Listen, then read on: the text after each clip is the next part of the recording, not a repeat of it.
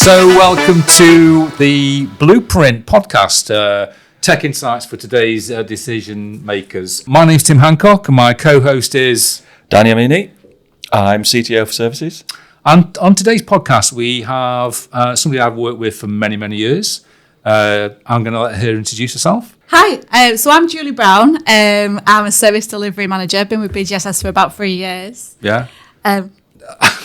Today we're going to talk about cost management, Julie, aren't we? Yeah. But before we get into that, actually, one question I always like to pose our guests is, cost management might be your passion in life, but you must have something else that you do outside of that. What is the kind of thing that you do outside of service delivery management and managing costs of infrastructure? The lakes. I love to go up to the lakes most weekends, love to walk, get that free space, see the Lake District, the hills. Plenty of walking. So cool. So we'll come back to that right at the end, if that's okay, Julie. Of course it is. But let's get into the main bit of the podcast. So in your time at BGSS, you've taken on the cost challenges of continuous improvement activity, working with many teams, many organisations, and I think you've achieved some pretty impressive actual stats. What I'd like to do today is kind of just bring out, say, 2 or 3 insights that you could give decision makers in terms of what they could do right now in order to start to save costs. So over to you, Julie. Okay. So just to give you a bit of background, I've worked across several managed service engagements, some big ones, some national critical infrastructure for healthcare, and also a digital global website. Both of those came with some legacy and some new tech. And I found it really interesting, that there's quite a heavy focus to put your best platform resources onto the new and whizzy, and actually you tend to leave the legacy behind. So what I did in both of those is looked at the legacy side of things, because actually that's where the majority of your user base tends to be if you're building out new infrastructure.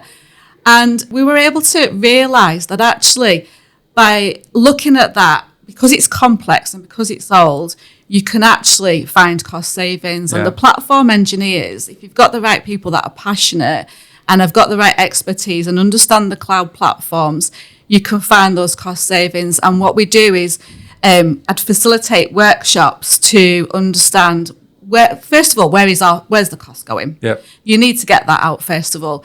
Both AWS and Azure have got native tools to allow you to see your costs. So get that information, plot it out on a monthly basis. That's where we started from.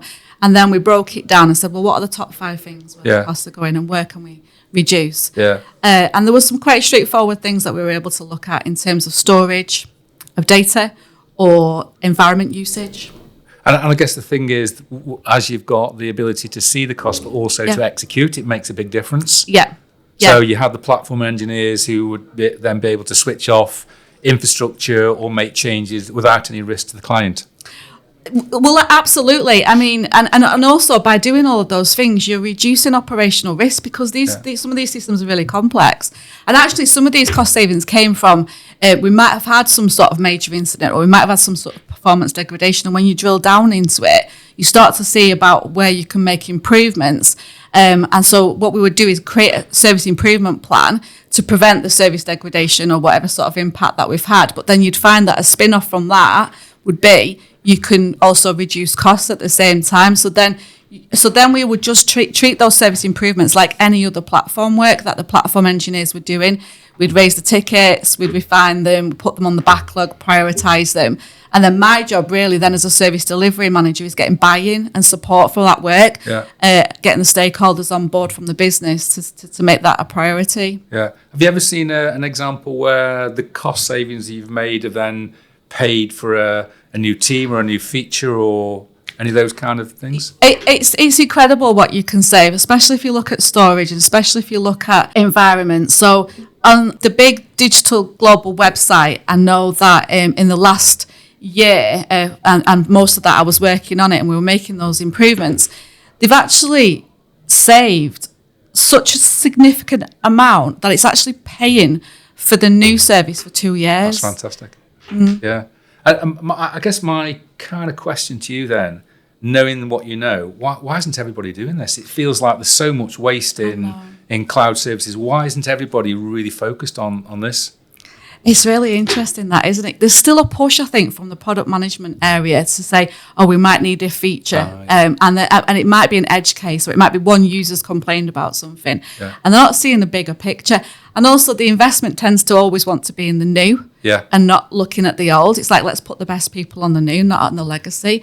So I think there's a lack of seeing the whole big picture. And if I was to say to you, in your time, how much money have you saved? Would you be able to kind of put a figure on it? I think we're in millions. Millions, yeah. Yeah, it's in millions, and that's just across two main organisational areas. I think there's more to be found, and these are just direct savings. Yeah. There's the indirect savings as well, because by taking the cost out and by simplifying legacy services, you're also increasing the resilience and reliability of those services. So you've then got the indirect cost. So what I did at the same time, as well as showing that costs were coming down, I also showed that we would reduce any impact from service degradation or major incidents, and therefore you've not got that reputational impact. So it's like as well. modernisation as part of cost optimisation. Yeah, it goes hand in hand. You focus on reliability, resilience, stability, but with that then, because you're taking out the complexity, gives you cost savings. Do you have any, so you alluded to it before, do you have any pushback from product owners who are just obsessed about functionality and maybe divorced from cost?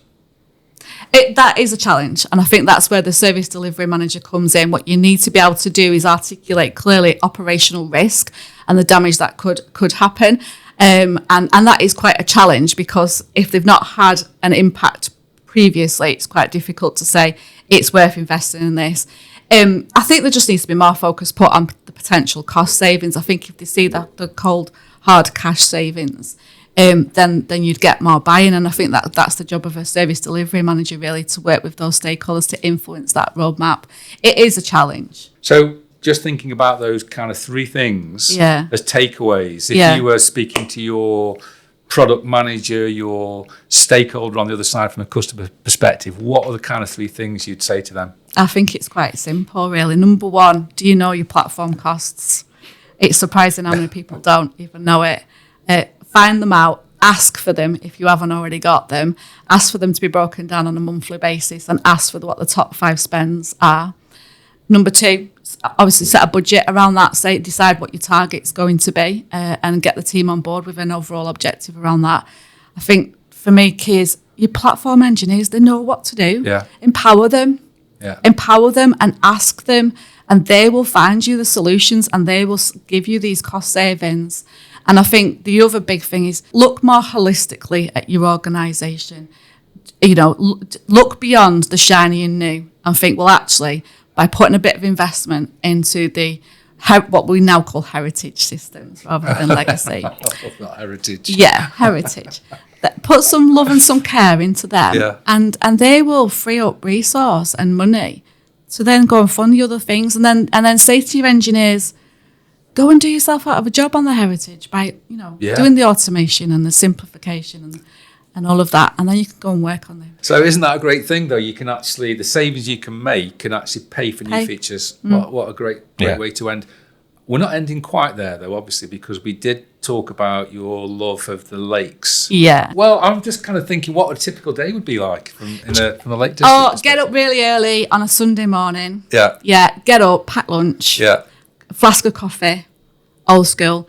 Go and get up there early before it gets busy. And then the best thing about it is freeing your mind. Yeah. And that's where these thoughts, sometimes your thoughts come from there. And I walk and talk as well with other people. And it's just a great way to as long chat. as you don't do walk and talk to yourself, I think. I can do that as well. Don't mind. So, Julie Brown, that's been awesome. Thank you very much for coming in today. I hope the audience really helpful insight into how to manage costs. If you do have any questions, you can contact us in the link. Any final thoughts from you, Dan? No, I think it's great. You have demonstrated perfectly that we should all be doing this. There is absolutely no reason that we can't, especially legacy. I think it's great. Thank you. You're welcome. Thank you, Julie.